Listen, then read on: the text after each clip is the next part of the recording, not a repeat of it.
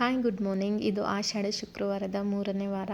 ಇವತ್ತೇ ವಿಡಿಯೋ ಮಾಡಿ ಇವತ್ತೇ ಎಡಿಟ್ ಮಾಡಿ ಇವತ್ತೇ ಅಪ್ಲೋಡ್ ಮಾಡ್ತಾ ಇದ್ದೀನಿ. 2 ವಾರದಿಂದನೂ ಬೇಗ ಎದ್ದು ಪೂಜೆ ಮಾಡಬೇಕು ಅಂದ್ಕೊಳ್ತಾ ಇದ್ದೆ, ಬಟ್ ಏನೋ ಒಂದು ಕೆಲಸ ಬಂದು ಬೇಗ ಎದ್ದು ಪೂಜೆ ಮಾಡಲಿಕ್ಕೆ ಆಗ್ತಿರ್ಲಿಲ್ಲ.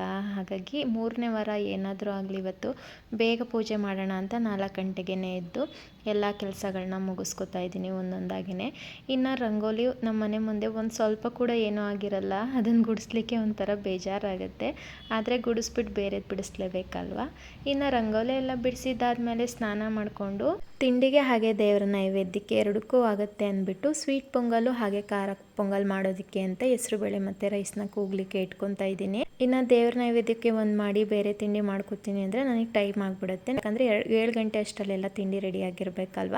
ಇದಾದರೆ ದೇವ್ರ ಪ್ರಸಾದಕ್ಕೂ ಆಗುತ್ತೆ ಮತ್ತು ಅವ್ನ ಲಂಚ್ ಬಾಕ್ಸ್ಗೂ ಆಗುತ್ತೆ ಅಂತ ಇದನ್ನೇ ಮಾಡ್ಕೊತಾ ಇದ್ದೀನಿ. ಅರ್ಧ ಗ್ಲಾಸ್ ಹೆಸರುಬೇಳೆ, 1 ಗ್ಲಾಸ್ ರೈಸ್ನ ಚೆನ್ನಾಗಿ ಹುರಿದು ತೊಳೆದ್ಬಿಟ್ಟು ಅದಕ್ಕೆ ಬೇಯಲಿಕ್ಕೆ ಬೇಕಾಗಿರೋಷ್ಟು ನೀರನ್ನ ಸೇರಿಸ್ಬಿಟ್ಟು ಕೂಗ್ಲಿಕ್ಕೆ ಇಟ್ಕೊಂಡಿದ್ದೀನಿ. ಅರಿಶಿನ ಏನೋ ಸೇರ್ಸಕ್ಕೆ ಹೋಗಬಾರ್ದು. ಇನ್ನು ಅದು ಕೂಗೋ ಅಷ್ಟರಲ್ಲಿ ದೇವ್ರ ಮನೆಯೂ ಕ್ಲೀನ್ ಮಾಡಿಕೊಂಡು ಇನ್ನು ಹೊಸ್ಲಿಗೆ ರಂಗೋಲಿ ಬಿಟ್ಟಿರಲಿಲ್ಲ, ಸ್ನಾನ ಮಾಡಿಬಿಟ್ಟು ಬಿಡಿಸೋಣ ಅಂತ ಇವಾಗ ಬಿಡಿಸ್ಕೊತಾ ಇದ್ದೀನಿ. ಮನೆ ಮುಂದೆ ಒಂದು ಪುಟ್ಟದೇ ಆಗಲಿ ರಂಗೋಲಿನ ಬಿಡಿಸ್ಕೊಂಡ್ರೆ ತುಂಬಾ ಚೆನ್ನಾಗಿ ಕಾಣಿಸುತ್ತೆ. ಇನ್ನು ದೀಪನ ಹಚ್ಚಿ ಹೂನೆಲ್ಲ ಮುಡಿಸಿ ರೆಡಿ ಮಾಡಿ ಬಂದೆ ನೈವೇದ್ಯ ಮಾಡ್ಕೊಂಡು ಪೂಜೆ ಮಾಡೋಣ ಅಂತ.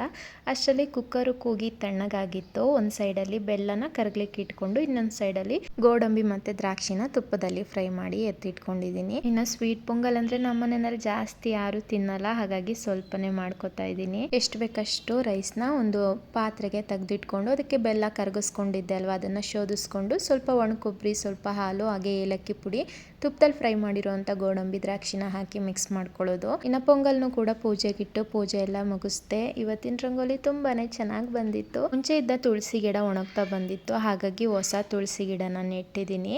ಹಾಗೆ ಇವತ್ತಿನ ಪೂಜೆ ತುಂಬಾ ಚೆನ್ನಾಗಾಯಿತು. ಇನ್ನು ಪೂಜೆ ಎಲ್ಲ ಆದಮೇಲೆ ಮನೆಯಲ್ಲಿ ಒಂದು ಒಳ್ಳೆ ಪಾಸಿಟಿವ್ ವೈಬ್ಸ್ ಕ್ರಿಯೇಟ್ ಆಗುತ್ತೆ. ಬೆಳಗಿನ ಪೂಜೆ ಮ್ಯಾಜಿಕ್ ಅನಿಸುತ್ತೆ. ಇನ್ನು ಪೂಜೆ ಎಲ್ಲ ಆದಮೇಲೆ ಪೊಂಗಲ್ಗೆ ಒಗ್ಗರಣೆ ಮಾಡಿರಲಿಲ್ಲ, ಖಾರ ಪೊಂಗಲ್ಗೆ ಅದನ್ನು ಮಾಡ್ಕೋತಾ ಇದ್ದೀನಿ. ಪೊಂಗಲ್ಗೆ ಸ್ವಲ್ಪ ಕಾಯಿ ತುರಿ ಜಾಸ್ತಿ ಹಾಕಿ ಮಾಡಬೇಕು. ನಮ್ಮ ಮನೆಯಲ್ಲಿ ಕಾಯಿ ತುರಿ ಸ್ವಲ್ಪ ಇತ್ತು, ಇವಾಗ ಯಾರು ತುರಿತಾರೆ ಅಂದ್ಬಿಟ್ಟು ಅದನ್ನೇ ಹಾಕಿ ಸ್ವಲ್ಪ ತುಪ್ಪ ಜಾಸ್ತಿ ಹಾಕಿಬಿಟ್ಟು ಕೊಟ್ಟೆ.